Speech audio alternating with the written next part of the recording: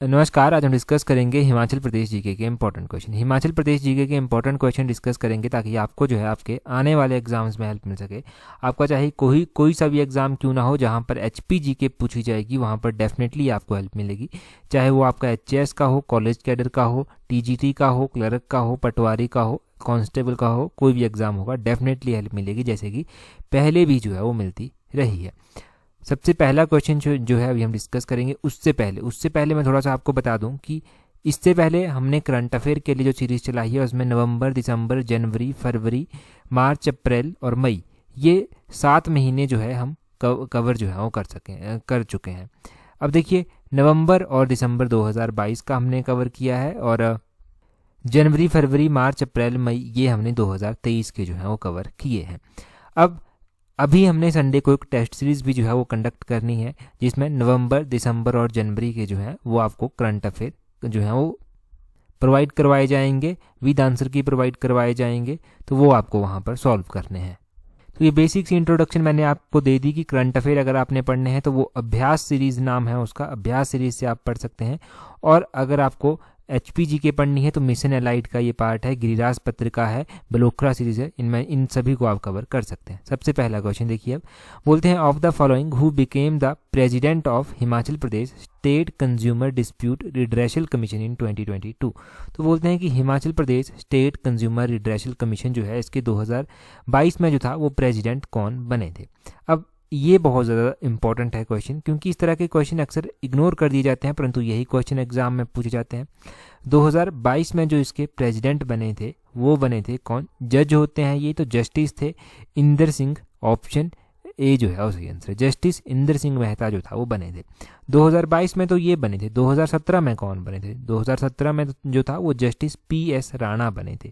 2017 से पहले 2011 में बने थे। 2011 में कौन बने थे? 2011 में जो था वो जस्टिस सुरजीत सिंह जो था वो बने थे।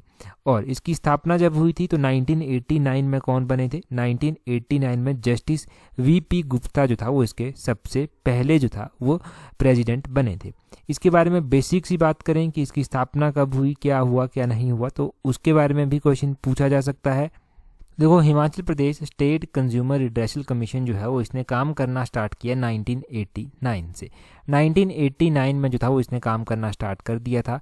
और ये आपने ध्यान रखना है कि 1 नवंबर 1989 से जो है वो इसने काम करना स्टार्ट किया है। कहाँ पर इसका हेडक्वार्टर स्थित, जो मुख्य रूप से इसका हेडक्वार्टर है, तो ये हेडक्वार्टर जो है वो डिस्ट्रिक्ट शिमला में ही जो है वो स्थित है। डिस्ट्रिक्ट भी क्या, शिमला जो सिटी है वहीं पर जो है वो स्थित है, ये आपने ध्यान रखना है। तो इसके बारे में बेसिक जान लिया। इसके पहले प्रेसिडेंट जस्टिस वीपी गुप्ता थे। प्रेजेंट टाइम में जस्टिस इंदर सिंह मेहता हैं, 2022 में बने हैं। 2017 में पीएस राणा थे जस्टिस। तो ये सारे आपको पता होने चाहिए। तो डेफिनेटली इस तरह के क्वेश्चन अगर पूछे गए तो ये क्वेश्चन आप अब कवर कर देंगे, गलत नहीं हो सकता क्वेश्चन। अगला क्वेश्चन देखिए, बोलते हैं Dehra assembly constituency is a part of which Lok Sabha constituency. तो बोलते हैं कि देहरा विधानसभा क्षेत्र जो है वो किस लोकसभा क्षेत्र के अधीन जो है वो आता है, या फिर किस लोकसभा का जो है ये हिस्सा है, किस लोकसभा में आता है। अब देखो, हिमाचल प्रदेश में 4 लोकसभा सीट्स आती हैं। एक हमीरपुर आता है, एक कांगड़ा आता है, एक मंडी आता है और एक शिमला आता है। इनमें जो है वो अलग अलग क्षेत्र आते हैं, डिस्ट्रिक्ट वाइज नहीं आता काम, इनमें क्षेत्र अलग अलग वाइज आते हैं। तो ये जो देहरा है ये पड़ता डिस्ट्रिक्ट कांगड़ा में है, डिस्ट्रिक्ट कांगड़ा में पड़ता है देहरा गोपीपुर। और ये आता कौन सी लोकसभा में है? तो ये हमीरपुर लोकसभा में आता है। ऑप्शन ए सही आंसर है। हमीरपुर लोकसभा से जो एमपी हैं वो हैं अनुराग ठाकुर, और अनुराग ठाकुर जो है वो मंत्री भी हैं। तो ये खेल मंत्री हैं एक, तो दूसरा ये इंफॉर्मेशन एंड ब्रॉडकास्टिंग मिनिस्टर भी हैं, ये आपने ध्यान रखना है। तो आपको पता चल गया कि देहरा असेंबली जो है तो ये डिस्ट्रिक्ट कांगड़ा की, परंतु आती कहाँ पर है? आती है ये लोकसभा वाइज जो है वो हमीरपुर लोकसभा में जो है ये आती है। अगर हम हमीरपुर लोकसभा की बात करते हैं, या फिर अगर हम बात करते हैं विधानसभा की, तो देखो पहले हम लोकसभा वाइज जो है वो बात कर लेते हैं, फिर हम विधानसभा वाइज बात कर लेंगे। तो लोकसभा वाइज बात आपको किस तरह से याद रखनी है कि 4 जो है वो लोकसभा की सीट्स आती हैं, इनमें अलग अलग क्षेत्र आते हैं। चारों लोकसभा सीट से जो है वो एमपी कौन कौन है वो भी आपको पता होने चाहिए। तो एक तो अनुराग ठाकुर है हमीरपुर से। अगर हम कांगड़ा से बात करते हैं तो कांगड़ा से जो है किशन कपूर जो है वो कांगड़ा से आते हैं, भारतीय जनता पार्टी से हैं। और मंडी की अगर हम बात करते हैं तो मंडी से जो है वो प्रतिभा सिंह आती है, इंडियन नेशनल कांग्रेस की है। और अगर हम बात करते हैं शिमला से तो सुरेश कश्यप हैं, ये भारतीय जनता पार्टी से आते हैं। इसी तरह ये भी आपको पता है कि यहाँ से राज्यसभा की जो है वो 3 सीट्स जो हैं वो राज्यसभा की आती हैं हिमाचल प्रदेश से। तो राज्यसभा से कौन कौन से मेंबर हैं, एक तो जगत प्रकाश नड्डा है, इनका नाम आपने ध्यान रखना है। दूसरा आपने ध्यान रखना है सिकंदर, प्रोफेसर सिकंदर कुमार। तीसरा जो है वो इंदु गोस्वामी आती हैं, वो भी आपने ध्यान रखनी है। तो ये हो गया लोकसभा के बारे में, ये हो गया राज्यसभा के बारे में।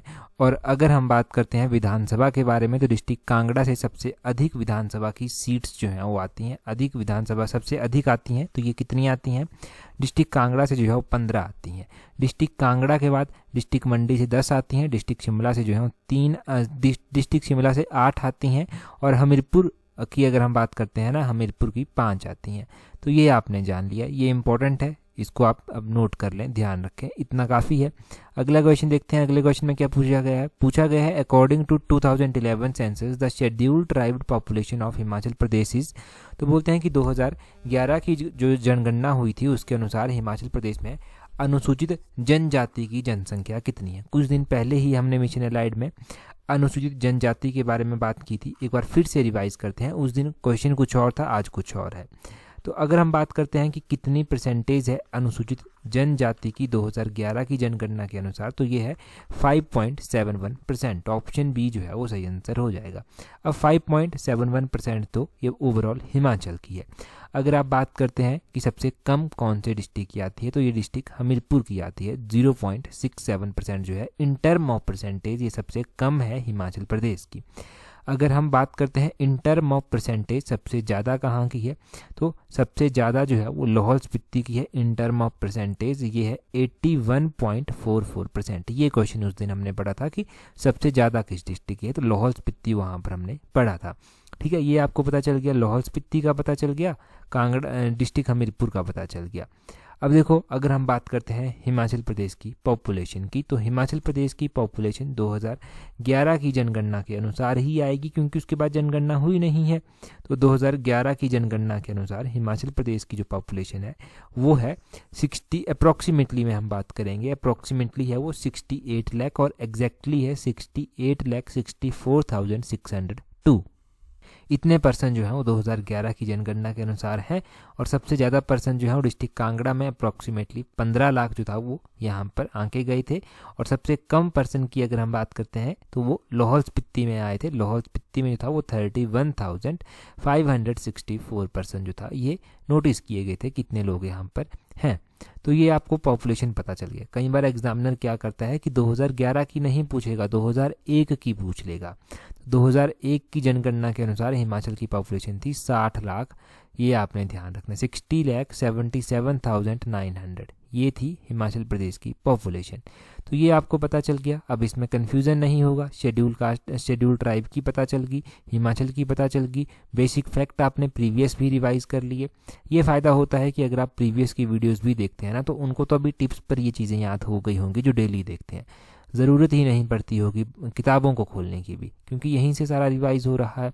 अगले क्वेश्चन में बोलते हैं around which year did Gorkhas capture the Sirmaur princely state. तो बोलते हैं कि गोरखाओं के द्वारा सिरमौर जो प्रिंसली स्टेट था उसको कब कैप्चर किया गया था, उसको कब अपने अधीन जो था वो लिया गया था। अगर हम बात करते हैं ना गोरखाओं की, तो Gorkha time to time Himachal पर आक्रमण करते रहते थे, परंतु सबसे पहले इन्होंने आक्रमण कैसे किया, इन्होंने जो था वो बिलासपुर के आमंत्रण पर यहाँ पर आए। फिर इन्होंने एम क्या था कि कांगड़ा को हम इन्वेड करेंगे, परंतु इन्होंने कांगड़ा के अलावा बाकी प्रिंसली स्टेट्स को भी जो था वो तंग किया। अब बात कर रहे हैं हम सिरमौर की, तो 1803 की ये बात है जब गोरखाओं ने जो था वो यहाँ पर आक्रमण कर लिया था। ऑप्शन बी जो है वो सही आंसर है, या फिर गोरखाओं ने इसको अपने कब्जे में जो था वो ले लिया था। सिरमौर रियासत की अगर बात हो रही है, तो सिरमौर रियासत का आपने क्या ध्यान रखना है कि सिरमौर प्रिंसली स्टेट जो है इसकी स्थापना राजा रसालू के द्वारा जो था वो की गई थी। 1805 में जो था ये किसके अधीन आ गया, ये जो था वो गोरखाओं के अधीन आ गया। जब गोरखाओं के अधीन आया तो उस टाइम जो था यहाँ पर कौन राजा हुआ करते थे, राजा करम प्रकाश जो था ये यहाँ पर राजा हुआ करते थे। अब राजा करम प्रकाश हुआ करते थे तो रणजौर सिंह यहाँ पर आता है। रणजौर सिंह ने क्या किया, रणजौर सिंह ने जो था वो 1809 में फिर सिरमौर रियासत को अपने ही अधीन ले लिया था। रणजौर सिंह जो था वो अमर सिंह थापा का पुत्र था। इससे पहले जो था वो विद्रोह को दबाने के लिए गोरखाओं को आमंत्रित किया गया था यहाँ पर। और रणजौर सिंह ने यहाँ पर एक किला बनवा दिया, जिस किले का नाम उसने जातक दुर्ग रख दिया, जातक फोर्ट रख दिया इसका नाम, जो ये किला इसने यहाँ पर बनवाया। और अब देखो राजा कर्म प्रकाश के टाइम में क्या क्या हुआ, जातक किला बना और किस किस तरह से चीज़ें हुई वो आपने जान लिया। उसके बाद कौन राजा बने, उसके बाद जो था वो राजा बने फतेह प्रकाश।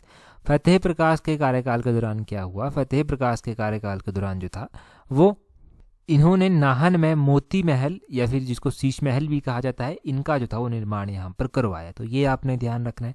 फतेह प्रकाश के बाद शमशेर प्रकाश आए। इनके कार्यकाल के दौरान 1857 का विद्रोह हुआ। इन्होंने अंग्रेजों की सहायता वहाँ पर की। इन्होंने जो था वो 1867 में जो था वो नाहन फाउंड्री का निर्माण भी करवाया। इन्होंने जो था वो नाहन में जो था वो रानीताल बाग भी बनवाया, या फिर सिरमौर में रानीताल बाग बनवाया। इन्हीं के कार्यकाल के दौरान 1800 में जो था वो इन्हीं के कार्यकाल के दौरान जब चला हुआ था, तो लॉर्ड रिपन जो था वो यहाँ पर यात्रा करने आए थे। लॉर्ड डफरिन भी 1885 में जो था वो यहाँ पर आए थे, ये आपने ध्यान रखना है।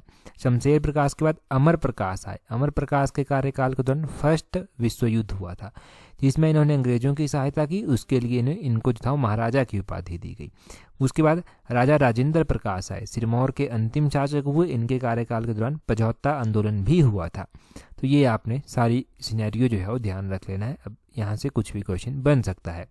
अगला क्वेश्चन देखें जी, क्या बोलते हैं। बोलते हैं during the reign of which raja of Nurpur princely state the fort of Maukot Nurpur Taragarh were captured by Mughal. तो बोलते हैं कि नूरपुर रियासत के किस राजा के शासनकाल में मुगलों ने मौकोट, नूरपुर और तारागढ़ के किले को कब्जे में ले लिया था। ये क्वेश्चन कहाँ पर पूछा गया है, एचएएस में पूछा गया है, तो और भी ज़्यादा इंपॉर्टेंट हो जाता है। अब देखो, अगर हम बात करें कि नूरपुर रियासत के किस राजा ने ऐसा किया था कि उसने मौकोट, नूरपुर और तारागढ़ के किले को अपने अधीन ले लिया था, तो ये थे राजा जगत सिंह। इनके कार्यकाल के दौरान जो था ऐसा हुआ था कि मुगलों ने ये कदम उठाया था। ऑप्शन बी सही आंसर हो जाएगा। जगत सिंह के कार्यकाल के दौरान हुआ, सही बात है। अगर हम बात करते हैं नूरपुर के राजा जगत सिंह के बारे में, तो जगत सिंह जो था इनके कार्यकाल के दौरान जो था वो जहांगीर 1622 में जो था वो अपनी पत्नी के साथ जो था वो यहाँ पर घूमने आया था। जहांगीर की पत्नी का नाम था नूरजहां, जिसके साथ ये यहाँ पर घूमने आया था। नूरजहां को सम्मानित करते हुए ही जो था वो क्या किया था, जगत सिंह ने नूरपुर का नाम रख दिया था। नूरपुर का वैसे नाम धमेरी हुआ करता था। जगत सिंह की लड़ाइयाँ होती रही, तो चंबा के साथ इसकी लड़ाई हुई। बैटल ऑफ ढलोग इसे कहा गया। ढलोग का युद्ध जो था वो हुआ, ये 1623 में देखने को मिलता है ढलोग का युद्ध। और इसमें क्या किया, जगत सिंह ने जो था वो चंबा के राजा जनार्दन को जो था वो मार दिया था। और बालभद्र जो जनार्दन का पुत्र था उसको अपनी निगरानी में जो था वो रख लिया था। और आपने ध्यान रखना है कि जगत सिंह ने जो था अपने पुत्र के साथ, पुत्र का नाम था राजरूप के साथ 1640 में जो था वो क्या किया था, मुगलों के खिलाफ विद्रोह भी जो था वो किया था। और उस टाइम मुगल शासक शाहजहां हुआ करते थे। शाहजहां ने जो था वो मुराद बख्श को भेजा था कि इस विद्रोह को जो है वो दबा दो जाकर। तो इस तरह से सारा सिनेरियो रहा जगत सिंह के कार्यकाल के दौरान। अगर हम ओल्ड क्वेश्चन जो हमने पहले पढ़ रखे हैं नूरपुर के बारे में, जैसे नूरपुर की स्थापना कब की गई, किसने की। नूरपुर की स्थापना राजा जेठपाल ने की। 1000 ईस्वी पूर्व जो था वो इसकी स्थापना हुई थी। अगर हम बात करते हैं कि नूरपुर के कौन से राजा अलाउद्दीन खिलजी के समकालीन थे, तो जसपाल जो था वो अलाउद्दीन खिलजी के समकालीन थे। नूरपुर के कौन से राजा थे जो सिकंदर लोधी के समकालीन थे, तो राजा भीमपाल जो था वो सिकंदर लोधी के समकालीन थे। तो नूरपुर का एक राजा ऐसा भी है जो अकबरनामा है उसके ऊपर जिसका वर्णन देखने को मिलता है। तो अकबरनामा में जो था वो भगत मल का वर्णन जो है वो देखने को मिलता है। ये नूरपुर के राजा थे। तो इतना हमने जान लिया नूरपुर के बारे में भी। नूरपुर का पुराना नाम जरूर ध्यान रखना, धमेरी इसका पुराना नाम था। आगे बोलते हैं Mulari Jot is situated in which region of Himachal Pradesh. तो बोलते हैं कि मुलारी जो जोत है, मुलारी दर्रा जो है वो हिमाचल प्रदेश के किस क्षेत्र में स्थित है। जोत आपको पता है दर्रे को ही एक तरह से कहा जाता है। तो मुलारी जोत जो है लाहौल क्षेत्र में जो है वो आता है। ऑप्शन ए जो है वो सही आंसर है। कुछ ऐसे दर्रे हैं जो लाहौल को अन्य क्षेत्रों से जोड़ते हैं, जैसे लाहौल को भरमौर के साथ जोड़ देते हैं, परंतु कुछ ऐसे दर्रे भी हैं जो लाहौल स्पीति में स्थित हैं, जैसे कि कुंजुम दर्रा हो गया लाहौल स्पीति में स्थित है, तेम्पुला दर्रा हो गया लाहौल स्पीति में स्थित है, लालूनी दर्रा हो गया लाहौल स्पीति में स्थित है, मुलारी दर्रा हो गया लाहौल स्पीति में स्थित है। अब ऐसा कोई दर्रा जो लाहौल को भरमौर के साथ जोड़ता हो, तो कुगती दर्रा जो है वो लाहौल को भरमौर के साथ जोड़ता है, और कालीचो दर्रा जो है ये भी लाहौल को भरमौर के साथ जोड़ता है। एक छोबू दर्रा है, छोबू दर्रा जो है ये भी लाहौल को भरमौर के साथ जोड़ता है। अब कुछ ऐसे दर्रे जो जो रैंडम एग्जाम में बहुत बार पूछे गए हैं, अलग अलग दर्रे, जैसे कि कौन कौन से दर्रे, जैसे कि आपने ध्यान रखना है कि साच दर्रा बहुत बार एग्जाम में पूछा गया है। साच दर्रा जो है वो डिस्ट्रिक्ट चंबा में पांगी वैली में जो है वो स्थित है। एग्जैक्टली जो है ये चंबा को पांगी के साथ जो है वो जोड़ता है। दराती दर्रा भी चंबा को पांगी के साथ जो है वो जोड़ता है, तो दराती दर्रा भी ध्यान रखना है। आपने दुलची दर्रा भी ध्यान रखना है कि ये मंडी को जो है वो किसके साथ जोड़ता है, कुल्लू के साथ जो है वो जोड़ता है। आपने एनिमल पास ध्यान रखना है, ये डिस्ट्रिक्ट कुल्लू में जो है वो स्थित है, कुल्लू में ये आता है। वारू दर्रा जो है वो चंबा क्षेत्र को जो है वो कांगड़ा के धर्मशाला क्षेत्र के साथ जो है वो जोड़ता है, तो वारू दर्रा भी आपने ध्यान रखना है। तो ये मुख्य रूप से जो दर्रे आते हैं हिमाचल प्रदेश में वो आपने रिवाइज कर लिए। तो ये पहले भी हमने बहुत बार पढ़े हैं, एक बार फिर से पढ़ लिए तो अब भूलेंगे नहीं, बार बार ऐसे ही पढ़ते रहेंगे आगे भी, तो आपको ऐसे ही मौखिक रूप से जो है वो याद हो जाएंगे। अगला क्वेश्चन देखिए, अगले क्वेश्चन में क्या बोलते हैं, मोस्ट इंपॉर्टेंट क्वेश्चन है। बोलते हैं Varun Kumar who is a part of India's men's hockey team hails from which district of Himachal Pradesh. तो बोलते हैं कि वरुण कुमार जो भारतीय हॉकी टीम के हिस्सा रह चुके हैं वो हिमाचल प्रदेश के किस जिले से हैं। अब देखो, जो भारतीय हॉकी को 2021 में, शायद 2021-22 में जो टोक्यो हुआ था, वहाँ पर इन्होंने क्या किया था, इंडिया की ओर से पार्टिसिपेट किया था, और हिमाचल से ये है तो इन्हें काफ़ी सम्मान भी हिमाचल की ओर से दिया गया था। फिर जब, क्योंकि काफ़ी टाइम के बाद जो था वो इंडिया की टीम जीत कर आई थी, तो वरुण कुमार डिस्ट्रिक्ट चंबा से संबंध रखते हैं। ऑप्शन बी सही आंसर है। डिस्ट्रिक्ट चंबा के डलहौजी क्षेत्र से जो है ये संबंध रखते हैं, डलहौजी क्षेत्र से संबंध रखते हैं। एक तरह से कहें तो गद्दी ट्राइब से जो है ये बिलोंग करते हैं, और ये इंडिया की जो मेन हॉकी टीम थी जिसने जो था वो 41 सालों के बाद जो था वो ओलंपिक मेडल जीत कर जो था वो विजय हासिल की थी। ब्रॉन्ज मेडल जो था वो इन्होंने जीता था। कौन सा मेडल जीता था? ब्रॉन्ज मेडल जो था वो इंडिया की हॉकी टीम ने उस टाइम जीता था। और इनको सम्मानित करते हुए उस टाइम जयराम ठाकुर जो था वो मुख्यमंत्री हुआ करते थे, तो 1 करोड़ रुपया इनको दिया गया था, और इन्हें डीएसपी की पोस्ट भी जो था वो दी थी। अगर हम खिलाड़ियों की बात करते हैं तो हिमाचल प्रदेश में खिलाड़ियों को जो ओलंपिक गोल्ड मेडल जीत कर आते हैं उन्हें 2 करोड़ रुपया दिया जाता है। जो गोल्ड मेडल जीत कर आएगा ओलंपिक में उसको 2 करोड़ रुपया दिया जाएगा। अगर मान लो कोई सिल्वर मेडल जीत कर आता है तो उसको 1.20 करोड़ रुपया जो है वो दिया जाता है सिल्वर मेडल जीतने पर। ये आपने ध्यान रखना है। और अगर कोई ब्रॉन्ज मेडल जीत कर आता है तो ब्रॉन्ज मेडल जीतने वाले को 1 करोड़ रुपया दिया जाता है। तो उस टाइम हॉकी टीम ने जो था वो ब्रॉन्ज मेडल जीता था, तो इन्हें 1 करोड़ रुपया जो था वो मिला था। देखो, अगर हम बात करते हैं सिर्फ और सिर्फ हॉकी खेल से जुड़े हुए खिलाड़ियों की जो हिमाचल से संबंध रखते हैं, तो हिमाचल से आपने हॉकी खिलाड़ी ध्यान रखना है, चौधरी चरणजीत सिंह, इनका नाम नहीं भूलना चाहिए। ये हॉकी से जुड़े हुए हैं। और सीता गोसाई, ये भी जो है वो हॉकी से जुड़ी हुई हैं। हॉकी का आपको पता है एक ग्राउंड भी हिमाचल प्रदेश में है, शिलारू ग्राउंड, ये डिस्ट्रिक्ट शिमला में जो है वो आता है। ये हॉकी का ग्राउंड है और डिस्ट्रिक्ट शिमला में आता है। ये क्वेश्चन भी हम मिशन एलाइड में एक बार पढ़ चुके हैं। और आपने ध्यान रखना है यहाँ पर कि विद्या स्टोक्स हिमाचल प्रदेश की महिला भी MLA भी रह चुकी हैं, स्पीकर भी रह चुकी हैं, महिला में स्पीकर। तो आपने ध्यान रखना है कि विद्या स्टोक्स जो था वो महिला हॉकी संघ की अध्यक्ष जो है वो रह चुकी हैं, और ये 2 बार रह चुकी हैं। तो पूछा जाए कि हिमाचल से कौन रह चुका है, तो विद्या स्टोक्स रह चुकी हैं। तो हॉकी के बारे में आपने सारी जानकारी एकत्रित कर ली। ये वरुण कुमार के बारे में आपको पता चल गया, इनका नाम ज़रूरी है, इनको इनाम जो दिया गया वो भी ज़रूरी है। अगला क्वेश्चन देखें जी, क्या बोलते हैं। बोलते हैं Leo village is at elevation of 9420 feet located on the bank of which river. तो बोलते हैं कि लियो विलेज जो 9420 फीट की ऊंचाई पर स्थित है, ये गांव जो है वो किस नदी के किनारे स्थित है। तो लियो विलेज जो है ये स्पीति नदी के किनारे स्थित है। ऑप्शन डी सही आंसर है। स्पीति जो है वो सतलुज की सहायक नदी है। अगर हम स्पीति नदी की बात सबसे पहले कर लेते हैं तो स्पीति नदी के बारे में ध्यान रखना है कि ये कुंजुम रेंज से जो है वो निकलती है, और ये खाब नामक स्थान पर जो है, खाब के समीप जो है वो नामगिया नामक स्थान पर जो है वो सतलुज नदी के साथ जो है ये मिल जाती है। ये भी आपने ध्यान रखना है। आपने साथ में क्या ध्यान रखना है कि ये जो लियो विलेज है, लियो विलेज जो है वो स्पीति नदी के किनारे है। डिस्ट्रिक्ट किन्नौर का ये एक विलेज है। और किन्नौर के अलावा इसकी हाइट जो है वो 2870 मीटर और इन फीट 9420 फीट है। ये आपने किन्नौर के बारे में या फिर लियो विलेज के बारे में ध्यान रखना है। ये इम्पोर्टेंट एक गांव है, हाइट पर है तो इम्पोर्टेंट हो जाता है, स्पीति नदी के किनारे है और भी इम्पोर्टेंट हो जाता है। किन्नौर में रिब्बा है जिसको वैली ऑफ ग्रेप्स भी कहा जाता है, रिब्बा को, ये आपने ध्यान रखना है। किन्नौर का जो हेडक्वार्टर है वो रिकांगपिओ में जो है वो स्थित है, ये भी पता होना चाहिए। किन्नौर में बसपा वैली पड़ती है, बसपा वैली को सांगला वैली भी कहा जाता है और इस वैली का अंतिम गांव जो है वो क्या है, छितकुल इस वैली का जो है वो अंतिम गांव है। जो किन्नौर है यहाँ पर भेड़ प्रजनन फार्म भी आता है, तो वो किन्नौर के कड़छम में जो है वो आता है। और कड़छम के नाम से आपको पता होना चाहिए कि कड़छम जो है वो जल विद्युत परियोजना भी है और ये कितने मेगावाट की परियोजना है, तो कड़छम परियोजना जो है वो 1000 मेगावाट की परियोजना है। ये भी पता चल गया कौन सी नदी पर है, सतलुज नदी पर जो है वो बनी हुई है। ये आपने बेसिक जो है वो किन्नौर के बारे में सारा जान लिया।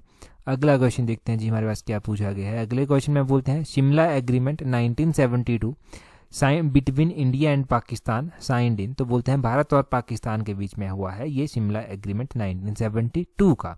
अब ये हुआ कहाँ पर है ये पता होना चाहिए। शिमला में तो हुआ है, नाम से पता चल रहा है, तो हुआ कहाँ है? ये जो है वो शिमला के बार्न्स कोर्ट में जो है वो हुआ है। ये आपने ध्यान रखना है कि शिमला के बार्न्स कोर्ट में जो है ये हुआ है और 1972 में हुआ है। ये पंचायत सेक्रेटरी में के एग्जाम में क्वेश्चन पूछा जा चुका है कि कब हुआ है। बार्न्स कोर्ट ऑप्शन डी जो है वो सही आंसर आ गया। हुआ किस किस के बीच में था, तो इंडिया की प्राइम मिनिस्टर थी इंदिरा गांधी, उनके बीच में, और पाकिस्तान के प्रेसिडेंट थे जुल्फिकार अली भुट्टो, उनके बीच में जो था वो हुआ था। ये आपने ध्यान रखना है कि किस किस के बीच में हुआ था, कौन प्रेसिडेंट प्राइम मिनिस्टर थे, कब हुआ था, कहाँ पर हुआ था। प्रेजेंट टाइम में ये जो बार्न्स कोर्ट बिल्डिंग है ये राजभवन के नाम से जानी जाती है। राजभवन का मतलब है कि यहाँ पर गवर्नर जो हैं अब रहते हैं, उनका हाउस जो है वो यहाँ पर है, तो राजभवन जो है वो इसको कहा जाता है। और अगर हम कुछ और इस बिल्डिंग के बारे में जानते हैं तो ये बिल्डिंग जो है 1832 के आसपास जो था वो इसकी फाउंडेशन रख दी गई थी। 1879-86 के आसपास जो था ये बिल्डिंग बन गई थी और उस टाइम ही लगभग 3 लाख के करीब जो था इसकी कॉस्ट यहाँ पर आई थी। 46.04 एकड़ एरिया में जो था ये बिल्डिंग फैली हुई थी उस टाइम। तो ये तो बेसिक क्वेश्चंस हैं, कुछ भी यहाँ से पूछा जाए। हमने बार्न्स कोर्ट पढ़ लिया, क्या नाम से इसको जाना जाता है वो हमने पढ़ लिया। पीटर ऑफ की अगर हम बात करते हैं तो ये डिस्ट्रिक्ट शिमला के चौड़ा मैदान में स्थित है। यहाँ पर पंजाब का हाई कोर्ट रह चुका है और महात्मा गांधी की हत्या की गई थी तो उस केस की सुनवाई भी यहाँ पर हो चुकी है। Viceregal lodge Indian institute of advance study के नाम से जो है वो इसको जाना जाता है। ये Indian institute of advance study आपने ध्यान रखना है। Gordon castle building present time में ये गॉर्डन कैसल बिल्डिंग जो है वो एजी ऑफिस के रूप में जो है वो इस्तेमाल की जाती है, अकाउंटेंट जनरल ऑफिस के रूप में। अच्छा, एक क्वेश्चन आपके माइंड में ज़रूर यहाँ से डाउट हो सकता है, तो उस डाउट को भी मैं क्लियर कर देता हूँ पहले ही कि ये जो बार्न्स कोर्ट है ना, कहीं पर आप पढ़ेंगे कि इसकी कंस्ट्रक्शन जो था वो 1830 में स्टार्ट हुई थी, तो 1830 के आसपास ही स्टार्ट हुई थी। इस तरह से आप ध्यान रखें कि 1830 के आसपास ही जो था वो स्टार्ट हुई थी इसकी कंस्ट्रक्शन। इसको लेकर बिल्कुल डाउट नहीं होना चाहिए मन में, कहीं पर कुछ लिखा है कहीं पर कुछ लिखा है, परंतु 1830 भी आप ध्यान रखें मुख्य रूप से। तो ये आपने बेसिक फैक्ट यहाँ से जान लिए बिल्डिंग्स के बारे में। अगला क्वेश्चन देखिए जी, बोलते हैं अगले क्वेश्चन में बोलते हैं which of the following has been declared as public service by state government under Himachal Pradesh service guarantee act 2011। तो बोलते हैं कि हिमाचल प्रदेश जो राज्य सरकार द्वारा सार्वजनिक सेवा के रूप में किसे घोषित किया गया था, जो हिमाचल प्रदेश लोक सेवा गारंटी अधिनियम 2011 है। तो इसके तहत जो था वो सॉइल टेस्टिंग को, जो मिट्टी की टेस्टिंग होती है उसको किया गया था। ऑप्शन ए जो है वो सही आंसर है। यही क्वेश्चन 2-3 बार एग्जाम में पूछ लिया गया है, अलग अलग एग्जाम में ही, तभी मैंने यहाँ पर ऐड किया है कि आगे कभी पूछा जाए, जिसने नहीं पढ़ा होगा उसको भी हेल्प मिल जाए और जिसने पढ़ रखा है उसका एक बार रिवीजन यहाँ से हो जाए। यहाँ से हम क्या बात कर सकते हैं, यहाँ से हम एक तो पब्लिक सर्विस एक्ट, ये कौन से ईयर का है, पब्लिक सर्विस गारंटी एक्ट, ये आपको पता होना चाहिए कि ये जो है वो 2011 का जो है वो एक एक्ट है। दूसरा, सॉइल टेस्टिंग के बारे में बात की जा सकती है। देखो, हिमाचल प्रदेश में सॉइल टेस्टिंग प्रोग्राम तो चला ही है, तो डिपार्टमेंट ऑफ एग्रीकल्चर के द्वारा जो है वो 11 सॉइल टेस्टिंग लैब जो है वो बनाई गई हैं, ये आपने ध्यान रखना है। और यहाँ पर फार्मर्स की जो है वो फ्री में जो है वो क्या की जाती है, सॉइल की टेस्टिंग की जाती है। अब सॉइल टेस्टिंग को जो था वो 2011 के इस सर्विस गारंटी एक्ट के तहत जो था वो शामिल कर दिया गया। अब क्या होता है, अब जो है वो सॉइल हेल्थ कार्ड भी जो है वो दिए जाते हैं किसानों को, और इससे किसान जो है काफ़ी फ़ायदा जो है वो ले सकते हैं। सबसे बड़ी बात तो ये है कि सॉइल की टेस्टिंग होगी तो सॉइल की हेल्थ के बारे में जान लेंगे, और जो सॉइल में कमियां हैं उनको पूरा करके जो है वो अपनी खेत की जो फर्टिलिटी है उसको जो है वो बढ़ा सकते हैं, प्रोडक्टिविटी को जो है वो बढ़ाया जा सकता है। तो यहाँ से ये पॉइंट आप ज़रूर ध्यान रखें जो हमने डिस्कस किए। क्वेश्चन देखिए, बोलते हैं who is the chairman of 6th finance commission of Himachal Pradesh. तो बोलते हैं कि हिमाचल प्रदेश का जो छठा वित्त आयोग है उसके अध्यक्ष कौन है। ये हमने आपको पता है कि लास्ट टाइम जो था वो मिशन एलाइड में ही हमने कवर किया था, ये इससे पहले वाला जो मिशन एलाइड का पार्ट है। तो डेफिनेटली आपने वहाँ पर पढ़ा होगा, अभी आपका रिवीजन हो जाएगा। जल्दी से कमेंट करके बता दीजिए। और जो फाइनेंस कमीशन इंडिया का है वो कौन से नंबर का है और उसके अध्यक्ष कौन है वो भी मैंने उस दिन बताया था। तो जितना डिटेल से अभी आप रिवाइज कर सकते हैं कमेंट करके बता दीजिए। और टेलीग्राम पर तो ज़रूर ज्वाइन कर लेना, वहाँ पर क्विज़ PDF मिल जाएंगी जो इंपॉर्टेंट है। टेलीग्राम पर ज्वाइन करने के लिए अपने टेलीग्राम से @tallexam31 सर्च करना, टेलीग्राम चैनल भी मिल जाएगा। आज की इस वीडियो में इतना ही है। That's all for today. Thank you very much for watching and listening it very patience.